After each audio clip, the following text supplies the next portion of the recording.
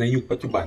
การตลาดออนไลน์แอปมือถือเว็บไซต์การแข่งขันด้านเทคโนโลยีต่างๆได้แตกขยายออกอย่างว่องไวเพื่อเข้าสู่ยุคธุรกิจให้ก้าวข้ามขีดข้อจำกัดต่างๆเห็นแนวนี้แล้วจะรอทานอย่างแม่นบ่แต่ว่าแล้วเขาจะเริ่มต้นกันจั่งใดเจอด้วยตนเองก็คือว่ายุ่งยากและบ่มีเวลาจะจ้างคนเพิ่มก็ต้องได้สร้างทีมขึ้นมาใหม่ที่ขาดประสบการณ์เพราะแต่ละคนก็เฮ็ดหน้าที่ที่แตกต่างกันหรือจะไปจ้างต่างประเทศแต่มันราคาแพงและเสียเวลาในการสื่อสารยังวัฒนธรรมความเข้าใจต่อคนท้องถิ่นที่แตกต่างกันเกินไปคันซั่นแล้วเขาจะเฮ็ดแนวใดธุรกิจเฮาจึงจะเป็นที่รู้จักโดดเด่นแตกต่างโดยที่ยังสามารถบริหารจัดการงบประมาณเวลาและคุณภาพของข้อมูลได้อย่างดีและมีประสิทธิภาพสูงสุด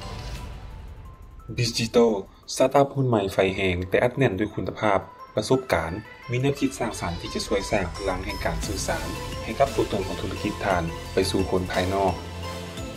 การบริการของพวกเขาประกอบนี้จัดการวางแผนการตลาดเน้นใช้โลกออนไลน์พร้อมรายงานสถานการณ์ต่างๆที่น่าสนใจ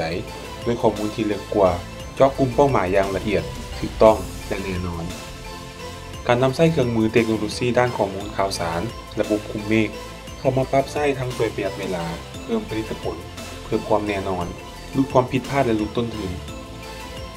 การออกแบบเนื้อหาที่มีคุณภาพละเอียดดึงดูดสายตามีความทันสมัยทั้งสอดหาความแตกต่างที่เป็นอัตลักษณะหน้าตาตัวตนของธุรกิจทาน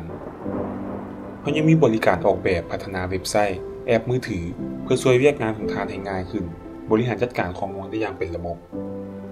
นอกจากนั้นเขายังร่วมมือกันอย่างใกล้ชิดกับ Tencent Thailand เจ้าของเว็บไซต์ snook.com WeChat Joox Music และการสร้างแหล่งรวมเนื้อหาออนไลน์ที่เป็นภาษาลาวเพื่อคนลาวว่าจะเป็นเรื่องบันเทิงสาระน่ารู้กีฬาข่าวชีวิตประจำวันได้ชื่อว่าม่วน.ลาม่วนอย่างมีสาระเพื่อสร้างสีสันให้กับโลกออนไลน์ในลาวเขามีความเชื่อที่ว่าการโฆษณาการตลาดบ่ได้มีเพียงแต่เรื่องของการขายเพราะการขายที่ดีที่สุดได้มาจากการโฆษณาที่สร้างตัวตนทางธุรกิจให้มีความเข้มแข็งในระยะยาวหรือเรียกกันว่าการสร้างแบรนด์เขาเชื่อในทุกสิ่งที่เขาเฮ็ดบ่ได้เป็นเพียงสิ่งที่เห็นผ่านสายตาเท่านั้นแต่มันต้องเข้าไปถึงหัวใจและความรู้สึกของผู้รับฉะนั้นมันต้องอาศัยทางเทคโนโลยีความคิดสร้างสรรค์จินตนาการออกแบบที่ดึงดูดการเล่าเรื่องอย่างมีพลังและข้อมูลการวางแผนที่ละเอียดเพื่อสร้างนวัตกรรมทางความคิดนำพาธุรกิจทานก้าวขึ้นไปอีกขั้น